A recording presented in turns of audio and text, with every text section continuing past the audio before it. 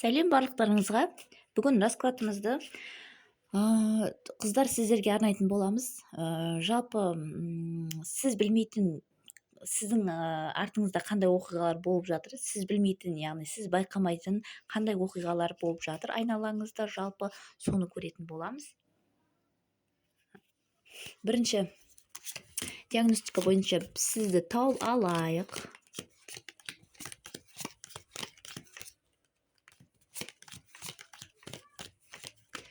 Есіміңізді атаңыз, туылған жылыңызды комментарийға да жаза кетсеңіздер болады. Одан кейін қыздар, мен секілді таро картасын ашқыларыңыз келсе, менің ашқаным ұнайтын болса, мен секілді таро картасын үйреніп ашқыларыңыз келсе, жеке WhatsApp номеріме жазсаңыздар болады. Скидкамен үйретіп жатырмын осы май айында. Келесі айдан бастап скидкамен емес, ол кезде кәдімгідей жоғары бағада үйрететін боламын. Тек қазір май айында ғана скидкамен, қыздар. Менің ашқаным жалпы ұнайды ма, ұнамайды ма, қандай сәттерде минустарым бар, қандай сәттер плюс, сонда комментарийға жаза кетсеңіздер болады. Жалпы бірінші сізді энергетикаңыз көрдік. Королева кубковый, өте сезімтал, ақ көңіл, қазір эмоцияға берілгіш. Сіз знак зодиакаңыз бойынша шаян, сары шаян, балықтар болуыңыз мүмкін. Егер олай болмаса, сіз қазір өте эмоцияға берілгіш болып тұрсыз. Одан кейін қазір сізде жаңағы тәкаппарлық көп болуы мүмкін. Яғни сіз қазіргі сәтте энергетикаңыз бойынша бір адамға қаржылай көмек көрсетіп, сол жағынан сіз қазір өзіңізді жоғары санап, солай тұруыңыз да мүмкін.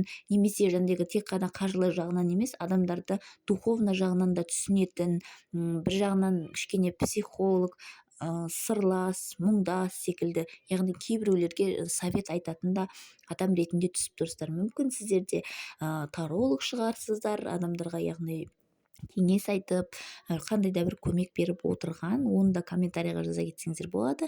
Қазір менің раскладыма келіп көріп отырған қыздар, жай ғана қыздар деп айта алмаймын, өзінің жоғары интуициясы жақсы дамыған, адамдарды түсіне білетін, кейбіреулеріңіз түс арқылы жаңағы білуіңіз мүмкін, болашақты деген секілді, бір оқиғаны деген секілді. Қандай шешім қабылдай алмай бас қатып жатқан кезде сіз түсіңізде көруіңіз мүмкін, немесе жаңағы кейбіреулеріңізде көз алдарыңызға елестеп кәдімгідей интуицияңыз қатты тартып тұратын болуы да мүмкін, қыздар. Сол жағын жалпы дамытқыларыңыз келсе, айтып отырмын ғой, таро картасын сіздер үйренулеріңізге болады. Скидкамен үйретемін, қыздар. Осы тек май айында. Енді карталарда шыққанда өткеніңізді көре кетейік кішкене. Өткеніңізде бұл жерде король пентакли түсіп тұр. Сіз күйеуіңіз болуы мүмкін, жігітіңіз болуы мүмкін түсіп тұрған, әкеңіз болуы да мүмкін, өте мықты адам, адамдарды өзіне қарата білетін, бұл жерде бастық болуы да мүмкін, директор болуы да мүмкін, мысалға жұмыс орныңыздағы, яғни қол астында адамдары бар, билігі өтетін, тұрақталған бизнесмен болуы да мүмкін. Бұл ер адам не үшін өткеніңіз көрсетіп көрейік. Сізді бір қатты бағаламаған болуы мүмкін. Бұл жігіт неге көрсетіп тұр десем, яғни сіз раскладты жалпы жігітіңізді білгіңіз келген болуы да мүмкін. Сол себепті жігіт түсіп тұр бірден энергетикада. Негізінен біз тақырыбымыз жалпы сіздің сыртыңызда қандай оқиғалар болып жатыр. Мүмкін осы жігітке байланысты сіздер қатты қалаған болуларыңыз да мүмкін. Айтып отырмын қыздар, тек қана тақырыпқа байланысты емес, карталар не көрсетеді, соны да көретін боламыз бір шетінен. Яғни сіз өзіңіз сұрақтарыңызды іштей ойлап отырсаңыздар да картадан жауап алатындықтарыңыз мәлім. Яғни бұл раскладқа қатысы жоқ мәселелерге де байланысты бір жауап алып қалуларыңыз да ықтималдық өте жоғары, қыздар. Сізді жете бағаламаған бұл жерде, сіздің ойыңызды, сіздің жаңағы жақсылығыңызды бір бағалады деп айта алмаймын бұл жерде. Сіз ол жаңағы бұл ер азаматқа көп көңіл бөлгенсіз, яғни егер де бастығыңыз болса көп еңбегіңіз сіңген, сонда да мысалға сізде күтудесіз, яғни вложение бұл ер азаматқа салғансыз, яғни сіз внимание бөлгенсіз бұл ер азаматқа, ал сіз одан замен ештеңе алмағансыз, бұл жігіт сізге көңіл бөлмеген, яғни сіз үнемі күткенсіз өткеніңізді көрсетіп тұр.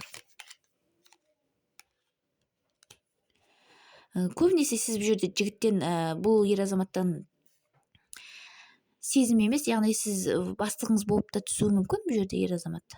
Общий расклад болғандықтан қыздар көп энергетикалар түсіп тұрады. Тек қана жаңағы сезімді ғана емес, сіз қаржы жағында сұраған болуыңыз да мүмкін. Яғни көп жұмыс істеп, көп сағат жұмыс істеп, мысалға оған лайықты зарплата алмаған болуыңыз да мүмкін. Сол сияқты немесе сезімге байланысты да көрсетіліп тұр бұл жерде общий расклад қыздар. Және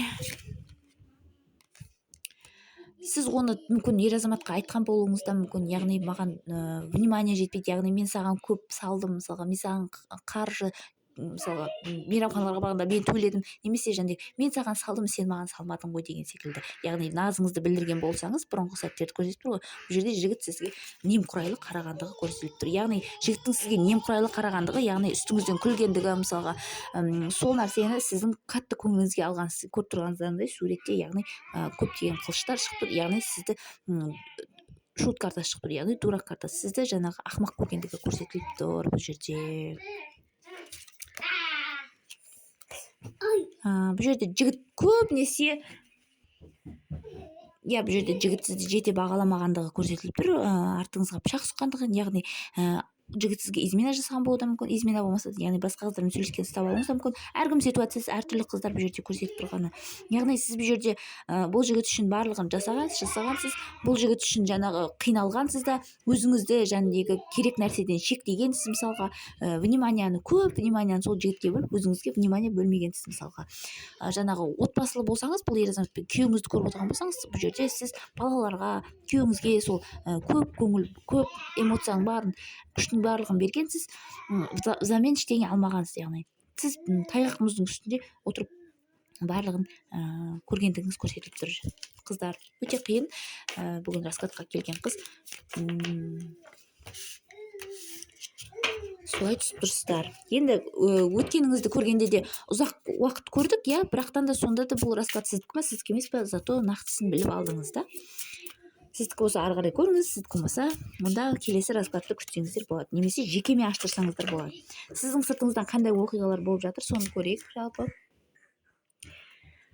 императрица шығып тұр, әйел адам, жасы үлкен әйел адам, өте ақылды ол, анаңыз болуы да мүмкін, әпкеңіз деген секілді өте ақылды. Бұны неге көрсетіп тұр екен?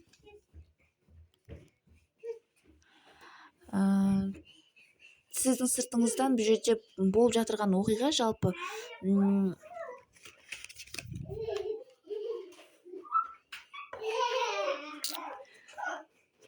бұл жерде сізден үлкен әйел адам бар. Ол сіздің жаңағы балаңыз, егер де ауырып жатқан болса, балаңыздың жазылып кеткенін қалайды, және сізге жақсылық тілейтін әйел адам бар екендігі көрсетіліп, бұл сіздің естественно анаңыз немесе әпкеңіз болуы да мүмкін, енеңіз болуы да мүмкін деген сияқты, әркімде әртүрлі рөл. Яғни сізде Құдайдан тілеуде қазір, яғни жақсы болып кетсе екен, балалы болса екен деген секілді сондай ойларды көп ойлап тұр сізге қатысты, бірақ оны сіз білмейсіз да. Сізге яғни жақсылық ойлайтын адам.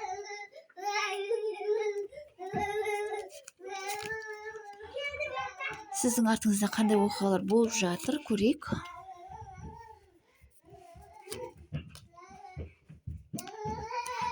Көбінесе сіздің жаңа өмір бастауыңызға кедергісін келтіріп жатырған адамдар да бар екендігі көрсетіліп тұр.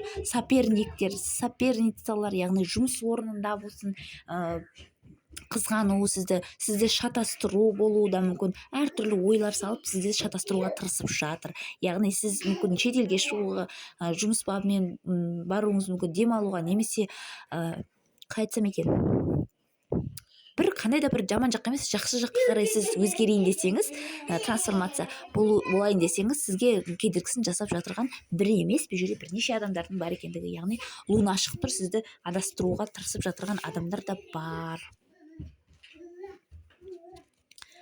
Тағы көрейік.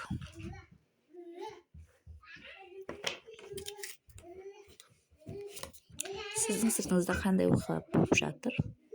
Және де сіз қазір айтып отырмын ғой, жаңа энергетикада шыққан кезде де сіз бір адамдарға көмек беріп, өзіңізді жаңағы жоғары санап, мүмкін және өзіңіздің самооценкаңыз қазір көтеріп жатқан болуыңыз мүмкін. Өткен сәтіңізде көргенде де жаңа бір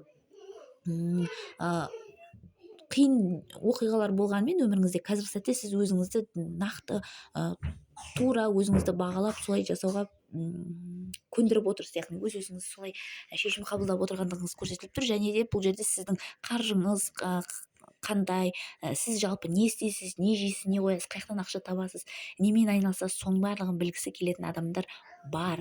Яғни бірақтан да олар сіз туралы нақты бір информациясы жоқ. Сіз мысалға зарплата айына 400 мың теңге алады деген секілді, ондай білмейді, яғни сіз туралы. Бірақ сонда да білгісі келеді. Сіздің сыртыңыздан қандай оқиғалар болып жатыр?